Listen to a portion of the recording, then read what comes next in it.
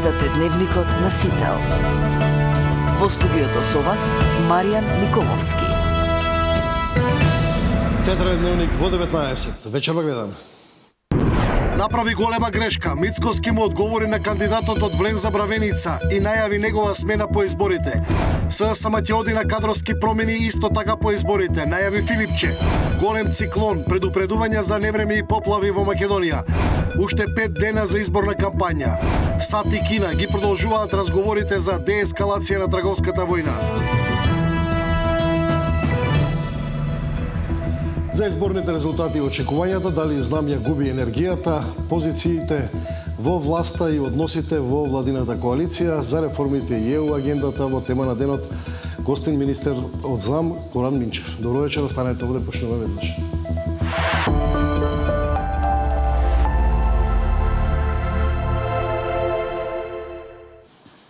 Потетово тензии во владината коалиција и во Бравеница, премиерот Христијан Мицкоски најави дека по изборите ќе го разреши актуелниот кандидат за градоначалник од Влен од оваа општина од позицијата во извршната власт што сега ја има.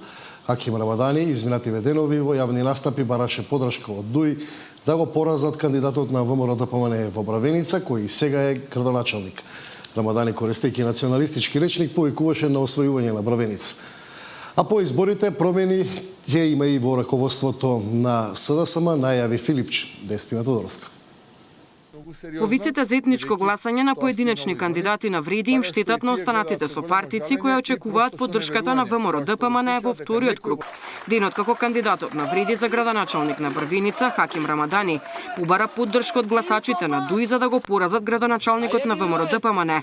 Мицкоски со порака дека Рамадани по изборите ќе биде разрешен и од позицијата директор на Државниот инспекторат за локална самоуправа. Предходно ваква изјава даде и Билјалка Сами, но Мицкоски вели дека не гледа проблем со целата коалиција на вреди. Со жалење го слушав се тоа на кое што против кандидатот на Јовица го кажуваше во една екзалтирана состојба. Не знам дали беше тоа специфичен момент за него, но мислам дека направи голема грешка. Направи голема грешка пред се за кандидатите за градоначалници од истата онаа коалиција од која што тој настапува. Замислете што ќе се случува сега во Тетово, во Струга, во Дебар и во одредени други општини. Така што толку себичен потек од политичар до сега по новата историја Македонија не видела. Да влегува, да мисли само за себе и својот кусоглед интерес, а при тоа да ги занемари сите останати кои што се исто така се борат во вториот круг за градоначалнички мандат. Еве јас го слушав да речеме Фатмир Лимани, кој што апсолутно не повика да се гласа против кандидатот на ВМРО-ДПМНЕ во Кичево. Тоа е прво. Второ, коалицијата вреди испрати соопштение дека не го поддржува Фатмир Дехари како градоначалник, како кандидат за градоначалник во Кичево. Кадровски промени во СДСМ по вториот круг од изборите најавува и Филипче. Вели, иако во одредени општини покрај притисоците врз нивните членови успеале да добијат поголем број гласови, сепак мора да се анализира и пораката на гласачите, особено во скопските општини, каде резултатите не биле според нивните очекувања. Во следните денови, СДСМ ќе одлучи кои кандидати ќе ги поддржи во општините каде нема да се надпреварува во вториот круг. Мултиетничкиот карактер на нашата земја, реално добрите меѓуетнички односи се нешто што треба да останат приоритет.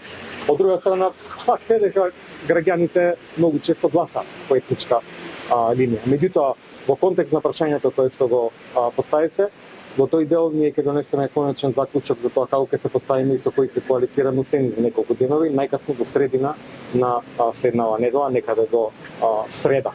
При тоа, како ќе коалицираме, кој кандидат ќе поддржиме таму кај што немаме ние наши кандидати, ќе зависи од повеќе фактори. Прво за тоа каква е карактеристиката на нашата општинска организација, понатаму какво е расположението, афинитетите на луѓето кои што се таму членови. Ако нешто нема да биде на критериум, тоа нема да биде етничката прикладност. Разговараме со сите политички чинители, не е тоа само Кичево, Брвеница, станува збор за Скопје, станува збор за тоа што и како ќе се поставиме во Карпуш, во Куманово, меѓутоа дозволете до најкасно среда да го кажеме нашиот став. Обвинувања за непринципиелни коалиции си разменија и албанските партии. Од Вреди велат дека секојдневно доаѓа до израз срамниот договор на ДУИ со левица за поддршка во повеќе општини. Додека од ДУИ возвратија дека Вреди ги заменува албанците со срби на раководни функции во повеќе институции. Деспина Тодоровска, Сител телевизија. А уште 5 дена остануваат од кампањата за вториот круг од локалните избори. Кандидатите кои влегоа во вториот круг ги засилуваат активностите.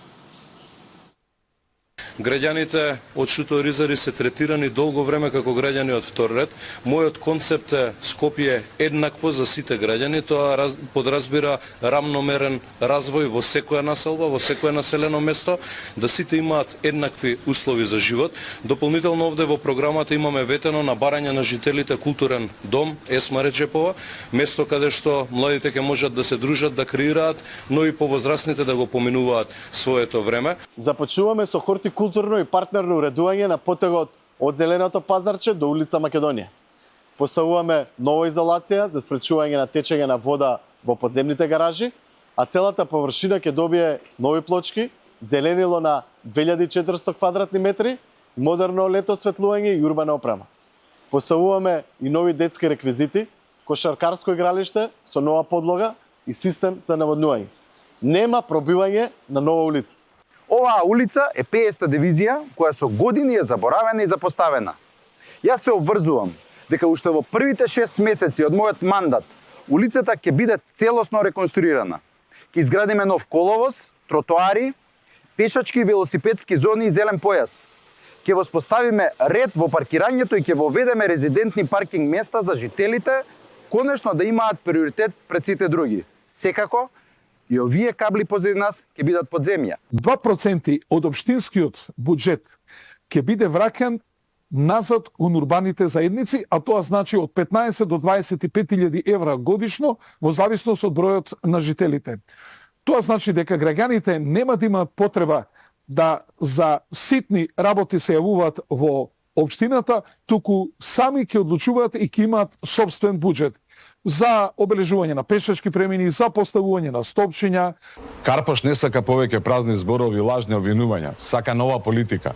Политика со јасна програма, каде што секој денар на граѓаните ќе биде видлив и оправдан. И јас нудам план за транспарентна и модерна општина, за чист воздух, за уреден урбан развој и крај на партиските тендери. И тоа не е ветување, тоа е обврска. Доста беше од луѓе што со години ја држат општината во раце и мислат дека сите ќе заборават што направиле. Карпаш не е нивна приватна фирма. Предвидуваме изградба на нови, модерни и безбедни детски игралишта, вклучително и сензорни игралишта за децата со попреченост. Ке се адаптираат равниците на тротоарите, ке се изградат тактилни патеки, затоа што пристапноста не е луксус, тоа е човеково право. Особено внимание ќе посветиме на решавањето на проблемот со кучињата скитници, преку системска соработка со сите надлежни институции, за да обезбедиме безбедна и хумана средина. Ќе изградиме нови велосипедски патеки, ќе воведеме брз и функционален јавен превоз. Без разлика на етничка, верска припадност. Значи, фокусирани сме на проекти и сакаме да продолжиме во тој тренд. Значи, улици, патишта, без разлика на село, на население, сите се равномерно застапени во општината. Населението докажи во првиот круг, значи тогаш имавме албански гласови и сега ги очекувам. Значи за соживот докажано е и уште еднаш повик во сите. Не сме за омраза, не сме за поделба. Да го постигнеме она што го посакуваме, да на нашите сограѓани во Шуто Оризари им овозможуваме подобри услови за живот пред се, нели, да има инвестиции во Шуто Оризари како и во другите општини, да Шуто Оризари да не биде заборавена општина како до сега, нели, да може да нашите сограѓани да бидат директно вклучени во работењето, односно во носењето на одлуките на општината, нели, целата администрација, буквално да направиме една нова промена. И наред се минутите за тема на денот. Мој вечерашен гостин, Горо Минчев, министер за администрација и генерален секретар на ЗНАМ. Добро вечер. Добро вечер, благодарам на поканата, поздрав до гледачите на сите. На неколку дена сме до крајот на локалните избори, но генералната слика веројатно е она која е по првиот изборен круг, таа е позната. Знам освои колку што освои на советничките листе, тоа е далеку помалку од парламентарните.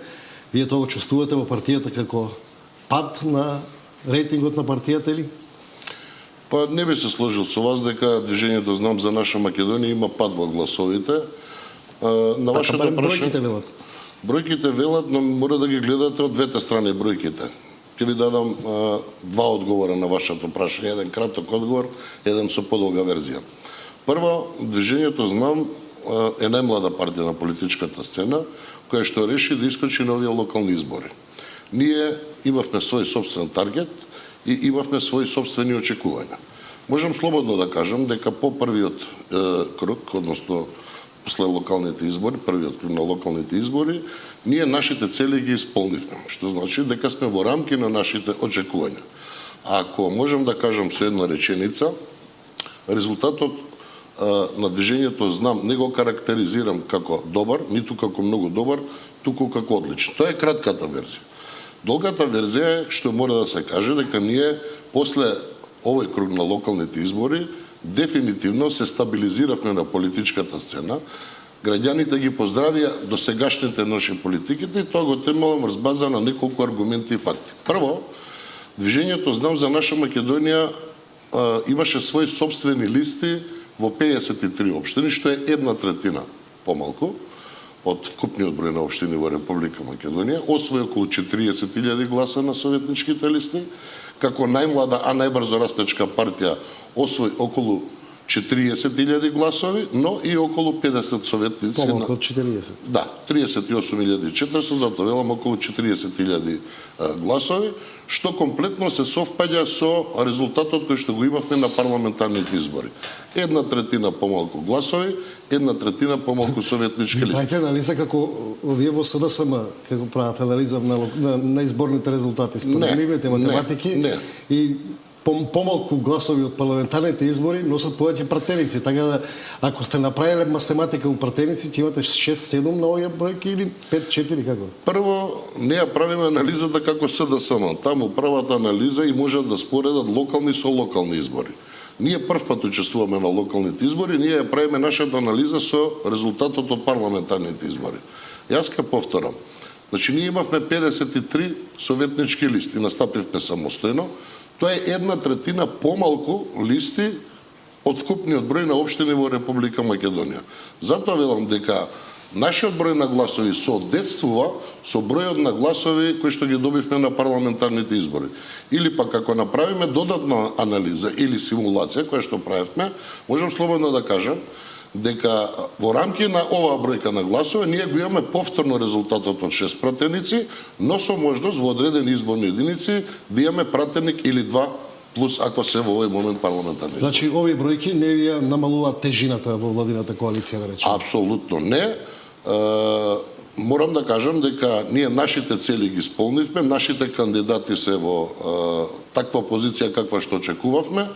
Господин Максим Димитриевски има убедливо во општина Куманово, секако во втор круг сме во општина Центар, каде што ќе зборуваме за тие две општини, но ако например овие резултати ви даваат иста тежина во владината коалиција, дали сега барањето подршка од Влен ви го намалува капацитетот на како се нарекувавте коректор во владината коалиција и столб на брана од меѓуетнички проблеми и така натаму? Ние не сме само коректори на Влен, ние имаме свои сами автохтони политики, ние сме коректори во некои политики на ВМРО ДПМН, значи како владини партнери, нормално е како едно големо семејство кое што го градиме во последниве 15 месец дена, откако сме заеднички партнери во владата, нормално е да се даваме меѓусебна поддршка, вклучително и ние на Влен, онаму каде што можеме, пардон, тој дури истакна тој во првиот круг и Влен онаму каде што може во рамки на вториот круг.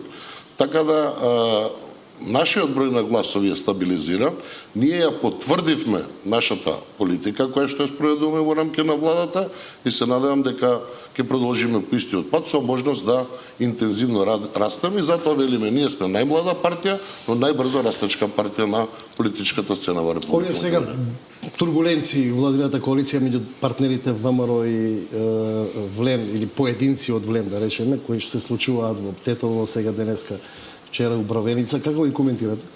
Јас мислам дека тоа е плод на брзи реакции на одредени поединци од страна на Влен, меѓутоа за многу брзо, за ден-два, сите тие изјави се стабилизира. Во принцип, ние како движење Знам за наша Македонија не одобруваме изјави или пак политики од етнички карактер. Ние сметаме дека тоа е завршено со тоа што кажавме дека Охридскиот рамковен договор за нас е затворена тема и сите членови од тој Охридски рамковен договор се исцрпени. Сега е време да се посветиме на капиталните инвестиции, на подобрување на животниот стандард на граѓаните и затоа велиме изјави од етнички национален тип не ни одговараат. Кога зборуваме, кога прашувам за условно поддршката која очекувате од Влен, особено во Куманово да речеме, бе прашувам заради моментот што перцепцијата кај албанските гласачи за вас како политички субјект, барем изминативе 15 месеци, не е некако благонаклонет. Од кај вас произлегува, да речеме, оние иницијативите за намалување на, нели, односно проценка по пописните резултати околу балансерот, укинувањето и сите тие работи. Затоа велам, имате ли стравување дека сепак таа поддршка може би реално да не се случи на терен? Па не би рекол дека е така, не би рекол ни дека ние имаме такви политики. Движењето Знам за наша Македонија и вие на почеток убаво кажавте дека ќе биде коректор на сите политики. Една од тие корекција всушност е корекцијата на користење на алатката балансер, која што веќе е зад нас, да не говориме повторно за таа тема, укината од Уставниот суд, но ние секогаш ќе го почитуваме законот, за тоа и се залагаме, за тоа сме во владата. Во тој момент, кога јас станав министер за јавна администрација, пресметката за алатката балансер не беше во законски рамки. Не, јасно е тоа.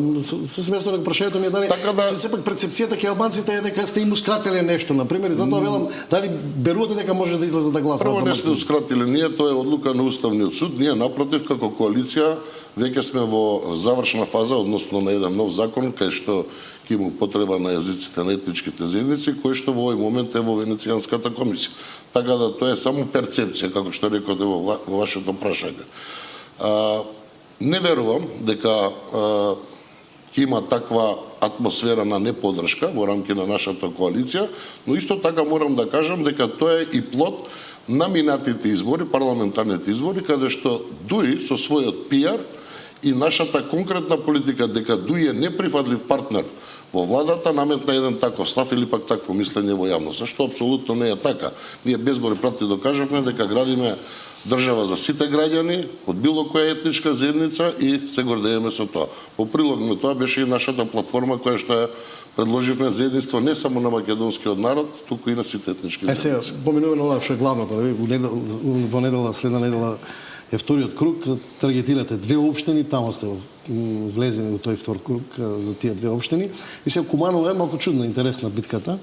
Кандидатот на СДСМ отпадна, но и против кандидатот кој што е на Максим Димитриевски, практично дел од СДСМ структурата, Максим е поранешна СДСМ. Битка ли е тоа Куманово за превласт у СДСМ? Па не би рекол. Прво, независниот кандидат не е дел од СДСМ, тој е независен кандидат, напротив, тој е вработен во општината Куманово. Добро, ама сите знаеме дека беше идејална дел од раководството на СДСМ да биде тој кандидат на СДСМ. Ако може со некого да го доближите, тоа е да може да го доближите со движењето Знам за наша Македонија, бидејќи тој во овој 8 годишен мандат на господинот Димитриевски како градоначелник на општина Куманово беше 6 години директор на јавното предпријатие, но не и се тоа на страна. Изненаден сум прилично од дебаклот кој што СДСМ го доживеа во Куманово, не да биде, не само што не е во вториот круг, туку тоа е и четврта политичка сила во Куманово, и од тука разликата која што во првиот круг, околу 11.000 гласови чина, ми дава за право да кажам дека во вториот круг исто така движењето Знам и нашиот председател ќе имаат убедлива победа. Но да не забравиме, таму се гласовите на ВМРО, не те 11. Нормално, ние градиме политика партнерска со нашиот коалиционен партнер во владата, така да ги очекуваме и тие гласови. Таа поддршка беше исто така и во првиот круг, исто така како што ние дадовме поддршка на сите кандидати на ВМРО, не во другите општини низ републиката. Така да и 33 општини од страна на ВМРО ДПМН, секако дека резултати на нашата поддршка во рамки на тие општини. Но исто така битно е и да се напомене дека даваме поддршки на надпартискиот кандидат господинот Владо Грозданов во Кочани, за кој што сметаме дека ја заслужува довербата на граѓаните. Околу Куманово, таму прашањето ми беше во контекст на тоа, нема осем од Влен од каде друго да очекувате нов контингент на гласачи, барем така мислам ја да речеме. Но од друга страна, можно ли е да речеме СДСМ најави Филипчи денеска у среда дека може СДСМ да го поддржи независниот кандидат? Ние гласовите на граѓаните не ги гледаме како контингенти, ние ги гледаме гласовите на граѓаните врз база на она што го испорачуваме како резултат. Нашиот председател и актуелниот и еден градоначалник на Куманово, господин Максим Димитриевски, има завршено преку 800 капитални инвестиции во градот Куманово. Врз база на таа реализација, граѓаните во првиот круг му ја дадоа таа огромна поддршка, како што кажа, со разлика околу 11.000 гласа. И јас се надевам дека во вториот круг таа ќе биде уште поголема, затоа што граѓаните знаат кој може во континуитет добро да го води Куманово. Во центар се надевате на гласовите што гласаа за независните, пошто и таму нема, таму Влен нема некој гласачко тело. Па видете вака, или таа битка е изгубена уште од сега? Не. Во центар е многу специфична ситуација. Јас центар го сметам за последното гнездо на овозможување на бизнисот на двојецот Венко Заев, во овој случај конкретно, подпомогнат со актуелниот градоначалник Горан Герасимовски. Зошто го велам ова? Затоа што во моментов општината Центар е една од општините која што најбрзо се гради, односно најбрзо издава своји градежни одобренија.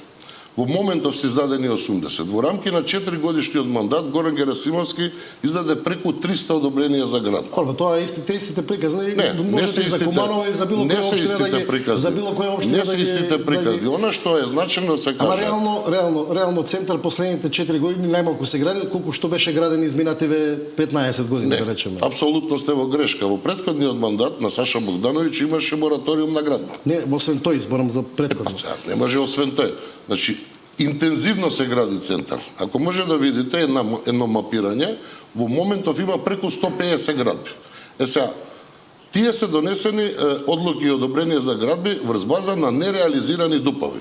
Односно, 31 дуп, само се донесени 3 дупа, што значи остава можност за кандидатот и актуелен градоначалник Горан Герасимовски да на своја волја издава одобренија за градби. Само да докажам, дозволете. Не разбирам, но прашањето ми беше на кој глас се надевате? Тоа ми сега ќе дојдам до тоа кога ми доставите. Меѓутоа ова е битно да се напомене за гласачите на центар. Всушност, позади оваа градежна офанзива стојат неколку компании, а во позадината на тие компании стои господинот Герасимовски заедно со Венко Филипче и со неговиот ментор Зоран Заев. Тоа е првиот ешалон на градби што веднаш остава сомнеш за една корупција. Вториот ешалон на градби е во самата општина неколку поединци кои што се задолжени за занајчески работи, а тоа е фасади, плочка, водоинсталатори и така натаму. Сега, ако го земете целиот резервоар на гласови, или пак не милувам да кажам така, односно она што го испорачале граѓаните, ќе видите дека 68% се изјасниле против политиките на Горан Герасимовски. Ова се хипотетички моменти, затоа ја прашувам, осем на кандидати на Влен, се надевате на можност, пошто таму предноста е на Герасимовски овој момент. Таму кандидати на Влен немаше. Не, зборам гласачи евентуални на Влен од центар, мал број. На кои гласови се надеваме? Ние се надеваме на сите гласачи кои што практично беа представени од кандидатите во првиот круг. Вклучително сите опозицијски, вклучително и на гласачите на СДСМ.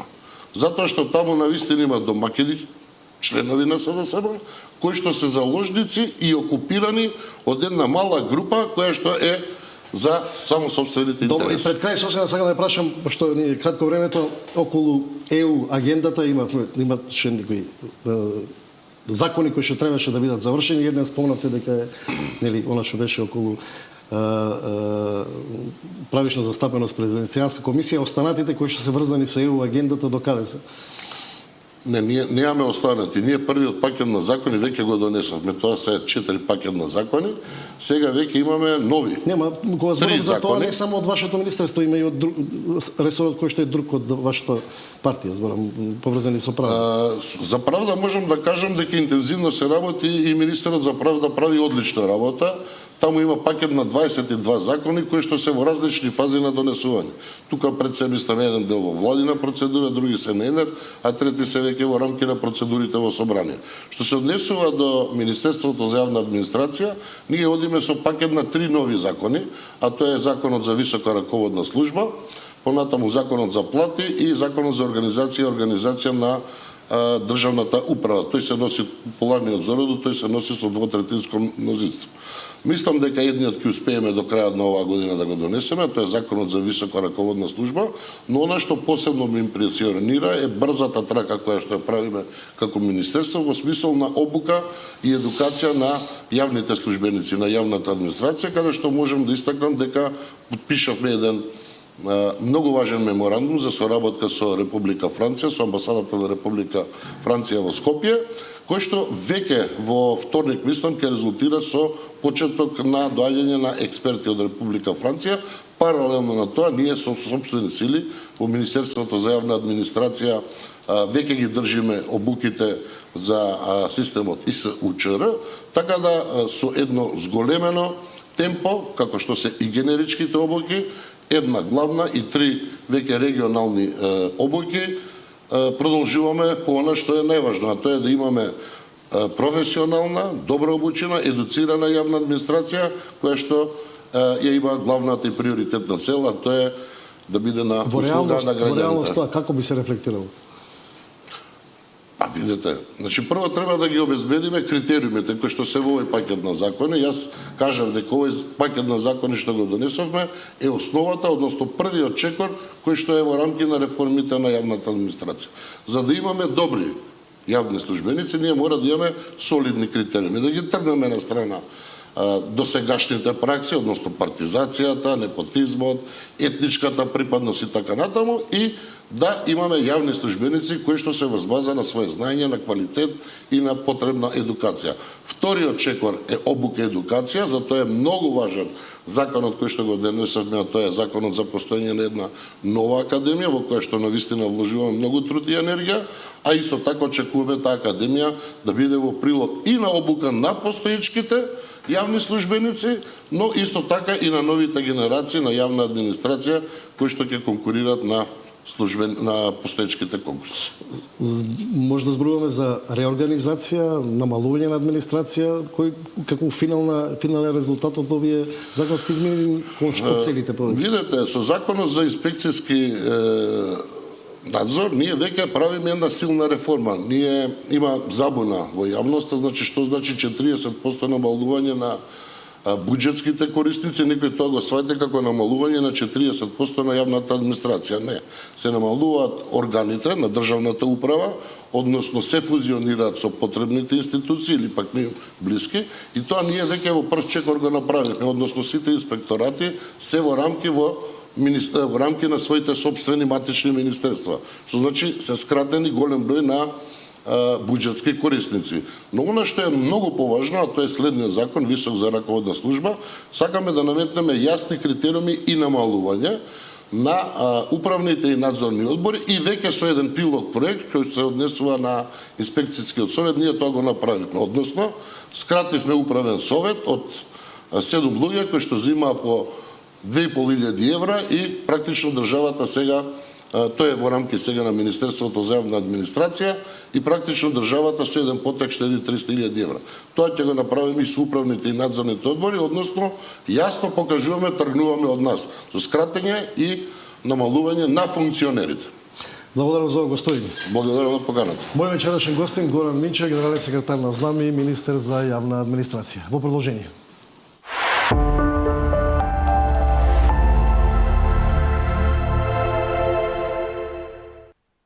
Голем циклон, предупредувања за невреме и поплави во Македонија. САД и Кина ги продолжуваат разговорите за деескалација на трговската војна.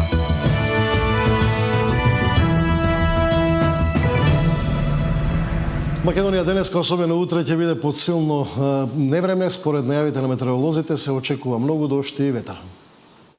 Дождот ги запре активностите на терен за чистење на сметот во главниот град. Кандидатите за градоначалници дождливиот ден го користат за други активности поврзани со кампањата. Во меѓувреме нема детали што пронајдоа истражителите во просториите на Комунална и град Скопје и дале откриено кривичното дело за грозување на животната средина и природата со отпад. Дождот во Скопје предизвикува и други проблеми со преплавување на улиците и булеварите. Сливниците како да немаат капацитет за да соберат количината на дождот. Ова е сликата во главниот град.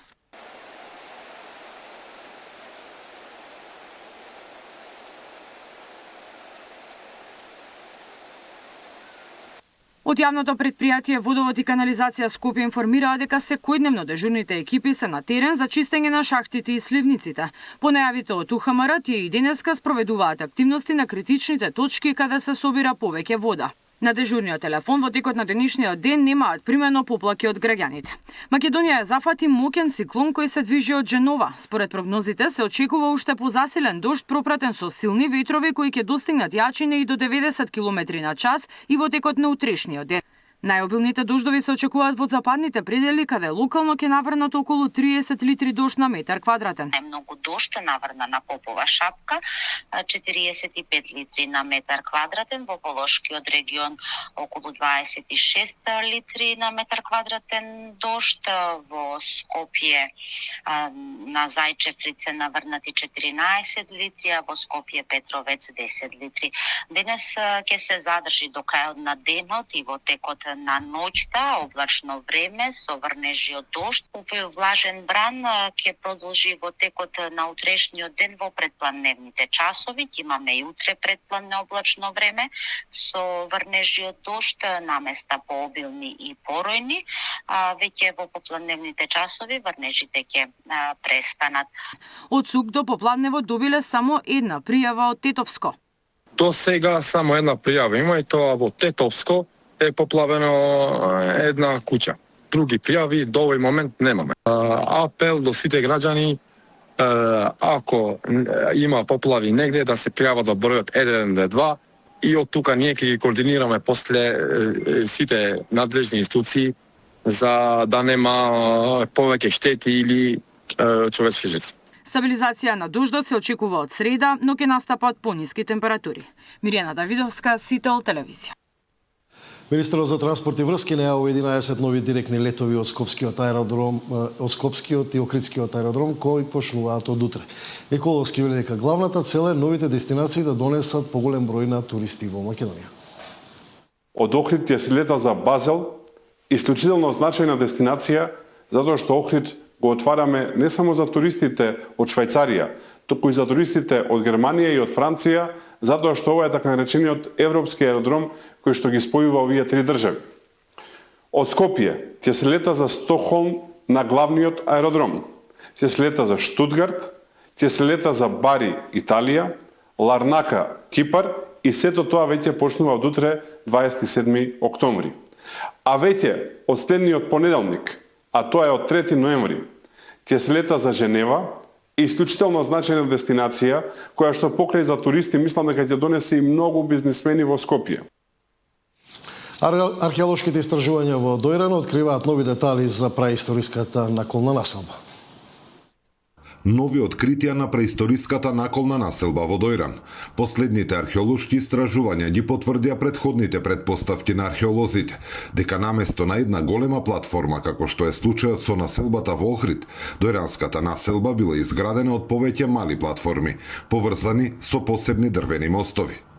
Истражувањата спроведени оваа година овозможиле влез во самата структура на населбата, при што бил откриен објект поврзан со еден од дрвените мостови. Врз основа на остатоците од колци и кои што ги држеле платформите и објектите, како и мовчињата помеѓу нив, практично добивме материјална потврда за нашата предпоставка и нашата претходна теза дека населбата била изградена на тој начин што сите објекти биле засебни, поврзани со мостови помеѓу себе.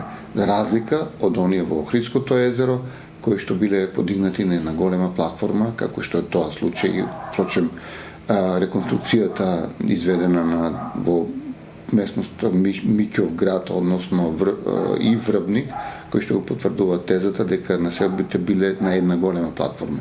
Нашата во Дојран е со засебни платформи. Археологот Зоран Рујак, кој веќе една деценија ги води истражувањата на овој локалитет, оценува дека археолошката кампања спроведена оваа година е една од најуспешните досега, бидејќи се добиени значајни податоци за начинот на живење, развојот и функционалната поставеност на населбата, но и за причините поради кои таа во одреден историски момент страдала. Добивме потврда за одредени концепции кои што зборуваат како би организирана поставеноста на населбата. Имаме податоци за тоа какви биле естетските навики, духовните навики на населението и што е многу интересно, добивме потврда за тоа дека во еден момент населбата страдала од некои народи кои што најверојатно дошле од север. Врз основа на добиените резултати и археолошки наоди од преисториската населба, во Стар Дојран е планирана изградба на музеј на вода, реплика на наколната населба, со објекти реконструирани според конкретните истражувања. Завод и музеј Струмица веќе има изработено идеен проект за наоѓалиштето, а во текот на следната година е предвидено да се пристапи кон подготовка на основен проект, за кој е поднесено барање до Министерството за култура и туризам. Зоран Ѓорѓиев за Сител телевизија. На Охрид му е неопходен закон за заштита на езерото. Секое природно езеро е подложно на старење, но со негативните влијанија се забрзува тој процес, велат од научната фела. Неопходно е што поскоро носење на закон за Охридското езеро и формирање на тело за негово управување за да се заштити природниот басен, алармира научната фела. Директорката на Хидробиолошкиот завод Орхидеја Тасевска вели дека доколку не постои тело кое ќе менаџира со заштитеното подрачје, постојано ќе има кочници во спроведување на било какви решенија и мерки. Што побрзо носење законот за Охридско езеро и што побрзо формирање на тело за управување со Охридското езеро.